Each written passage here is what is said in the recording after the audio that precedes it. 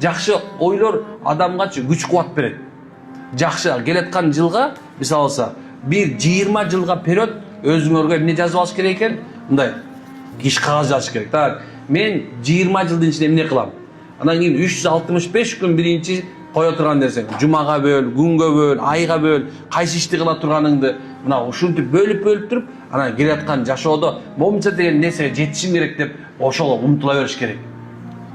Кээ бир адамдар бар, мен ким элем эми? Мага ким жакшылык кылмак эле? Мен эмне кыла алмак элем? Мен алсызмын, мен колумда байлык жок. Эй, туугандар, бир дагы бай башында бай болгон эмес. Бир дагы күчтүү лидерлер башында баары лидер болуп туулган эмес.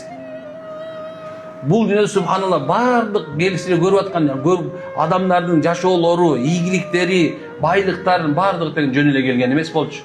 Алардын бардыгы тең бир кандайдыр эмгек менен келген. Акырында биз Аллах Тааланын жазуусу менен болуп айтабыз, туурабы? Демек, Алла Таала бүгүнкү күнү сага кедейлик берип турган болсо, мен ушинтип эле Алла кедейлик жазган үчүн жатып ал деген эч ким жок, субханалла. Бүгүн бай болгон болсо, мен ушу баймын, деп Алла мени жакшы көрөт экен деген нерсе жок. Мен дагы эскертип айттым го, муну дайым айтамын. Ушундай нерсе эч ким билбейт. Бакыт таалай Алланын колунда. Ачкычы да Аллах Таала Аль-Фаттах да турабы? Алла ачуучу. Алла бардык нерсени ачуучу. Ошундай. Ошо себептен берекенин машалла жакшысы, берекенин болушу сиз менен биздин жашообуздагы өзүңүздү Алланын китебине, пайгамбардын сүннөтүнө ылайыкталып жүрүшүңө жараша болот деген сөз айткыбыз келет машалла.